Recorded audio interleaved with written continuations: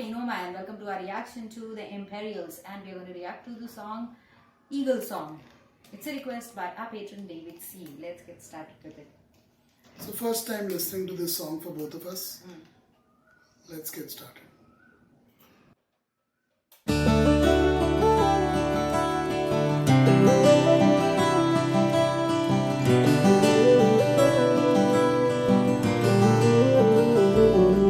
I stood and watched an eagle glide, spread his wings and soared across the sky. So gracefully he flew, rising effortlessly. I wanted to know just how to be free.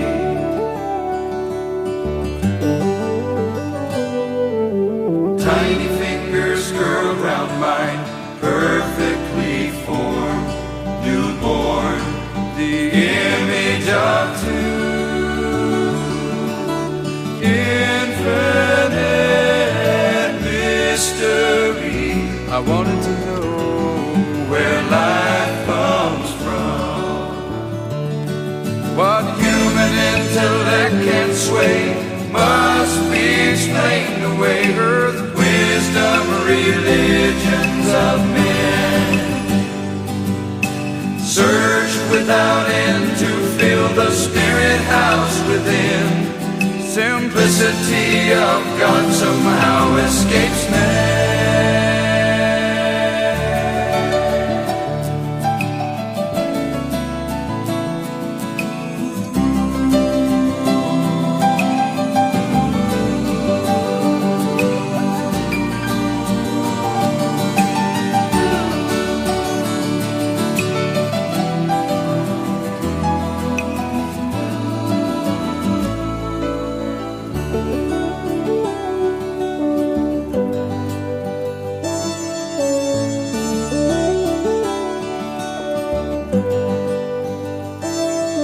I reached toward the eternal one, creation he was waiting to reveal his purpose in me.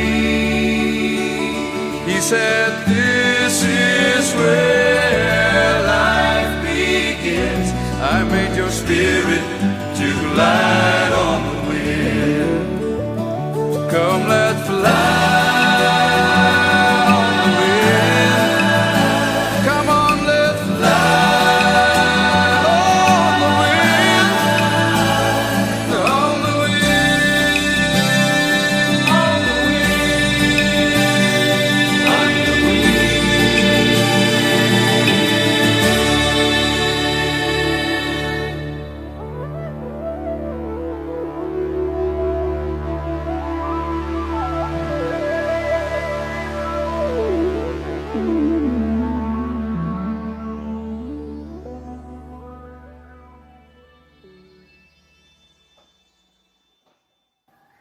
Wow, what a great little song. This was wonderful to listen to. I like that end thing, what they did with it. That sound was liberating in true sense. Yeah. This is good, very well written and well played too. The Imperials. I like the sound of it. I like the wisdom in it. I like the philosophy in the lines. It's beautiful. So one thing I've noticed and observed in most people who are actually, they claim to be believers and they claim to believe in God, they claim to follow God and trying to do or live a life which is actually practicing their religion or something like that, and adhere to things, what is being said or what is the messages that have been left behind. But people, I feel, are way too obsessed with what was said by God, what he spoke of, what he preached and what he told. They are so obsessed with it that they never get over it. And I'm not saying in a bad way, it's good to do that, it's very good to do that, but also spare a thought for the actions God did and try and implement that too. Because it's one thing listening to someone what he had to tell you because he had no other option but to convey to you, and is another how they live their life as well. Most people don't want to do that because that may become slightly difficult, isn't it? to sacrifice things. It's very difficult to just listen to the To go preaching through and pains, it's difficult, suffering. right? So just take the convenient way, and what he said, I'm trying to follow it. I'm trying my best. But what he did, his actions also are, they are also communication to you. Why are those stories about his life is told even? If it didn't matter, it should have only been told what he says, not his life story, not his biography, not his journey of life. It should only have been what he preached, what he said, that's all. Nothing to do with his life and his journey and his, struggles and pains and everything. So I think most people, and those who claim to be religious, there are so many, more than billion people who don't even believe in all of these things. But all of those maximum majority of people who say they believe in religion and they believe in their God, they never want to follow the actions of their God. They only want to follow what he said, and that also with their own interpretation. Because when you're following somebody, what he said thousands of years ago, you're going to interpret it and do it the way you feel like, the way you feel convenient. So it's bizarre. People live in a very selective manner. They choose and they pick and choose what they want to, what will help them live a better life without too much suffering, and they just do that. And then they wonder why they've not achieved success, And then blame it on God when it or doesn't why work. they aren't too happy on a daily basis. They wonder why things aren't going well for them, because you've been a selective doer, a selective listener, a selective speaker. Since it's the Eagle Song, it would be only fitting to give an example from YouTube itself about birding, which earlier was called bird watching, but then the Americans came along and they decided they would call it birding. So now birding it is. So birding, I'm surprised as an amateur birder or a birding person, whatever it is called, I still don't know. I'm surprised that on this humongous and powerful platform called YouTube, you will barely find 1,000 decent videos about birding or on birds. And which is quite shocking to me. Either they don't highlight videos properly in the searches or recommendations, but what is YouTube doing? It's again doing selective promotion of videos. You can't really have you can't really have a platform like this which is so selective in what you show people or what you highlight to people. Or maybe people just aren't as interested in birding as they say they are. I've already written a song about it. I've already spoken about it in my very popular audiobook series and lecture series called Positive Forces of Nature, where the birds form one of the vital positive forces of nature by themselves. So I know what I'm talking about, but I was shocked that on entire YouTube you won't find, forget 1,000, even 200 decent videos about birds. Which is a real shame. It's a travesty of sorts that such a platform is allowed to exist and be so popular when they aren't addressing very important issues. There are millions of bird lovers all over the world. Whether they are birders, bird watchers or not, that's a secondary story. Birds make one of the most popular pets in the world. And that's a different story too. But the fact is that on a platform such as YouTube, or for that matter, even I'm not been on most other social media as much as spent on YouTube in the last few years, so I can't comment on those. But on YouTube, it's shocking that you really can't find too many good videos on birding or birds. How ridiculous is that?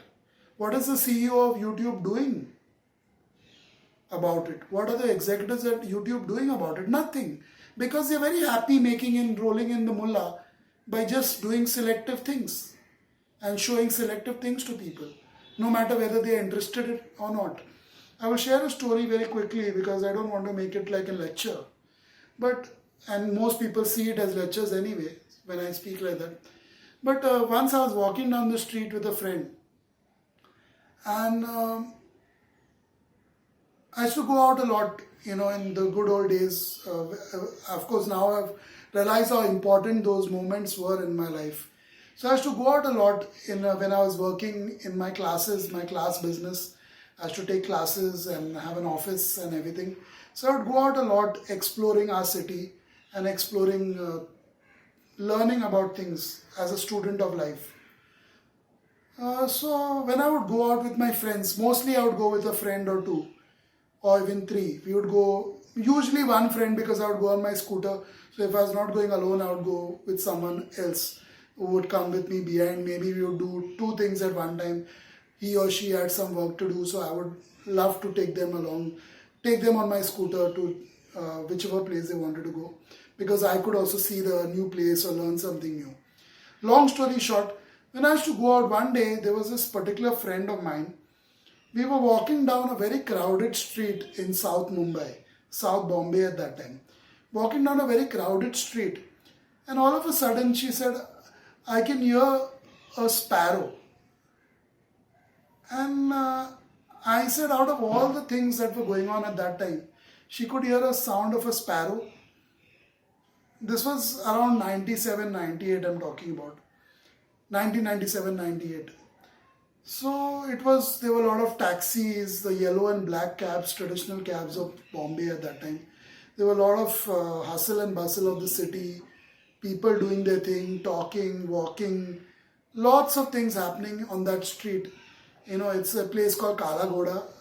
If you look it up, you will, if you're interested, that is. It's one of the pivotal business districts of Mumbai and also one of the most beautiful areas of Mumbai at the same time. So, a lot of art galleries there, a lot of nice eateries there. One of the biggest music shops in the country has been there for ages. I still don't know if they exist, but it's called Rhythm House. The biggest music store in the country was in Kalagoda. So we were walking down that place, a lot of busy people, corporate people and all that in those days, on working days. And she heard the sound of a sparrow among all of that on a busy morning in South Bombay. I said, how on earth can you hear the sound of a sparrow over here? I said, you're making it up. So she just pointed out to where the sound she heard from. And I looked, and actually there were sparrows, you know, on a wire of some kind, far off. You know, it was quite far, maybe 100 feet away. I was amazed at her listening skills. I said, I want to be like that. I asked her, what is your secret? How did you do this? So she asked me a simple question.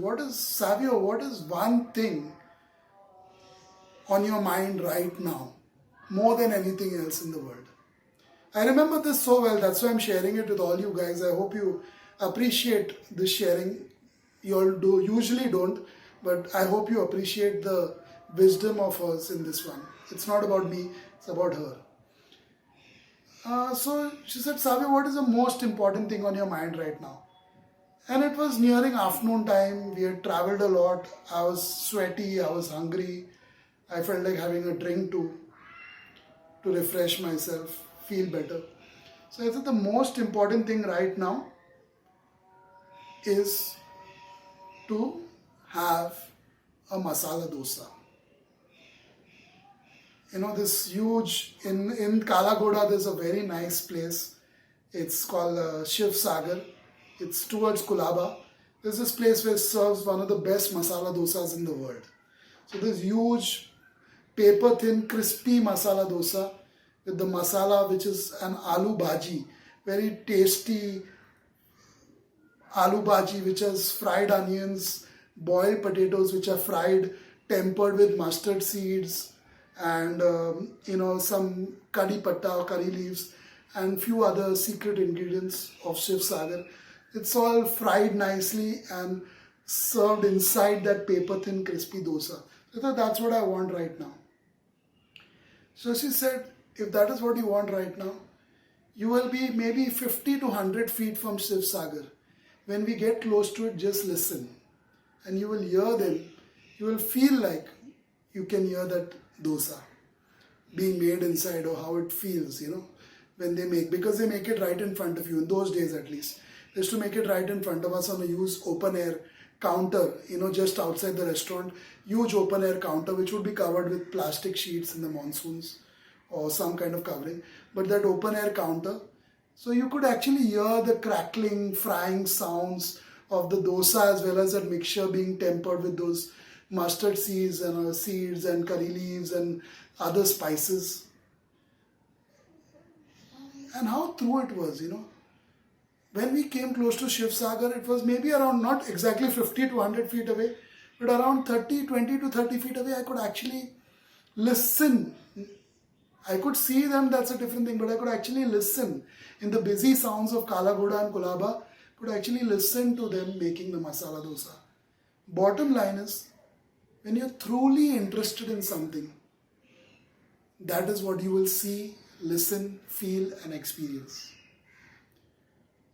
We listen to what's most important to us. We listen to something that we are most interested in. So there's some wisdom for you if you don't know about it already. And that's it for this song, the Eagle Song.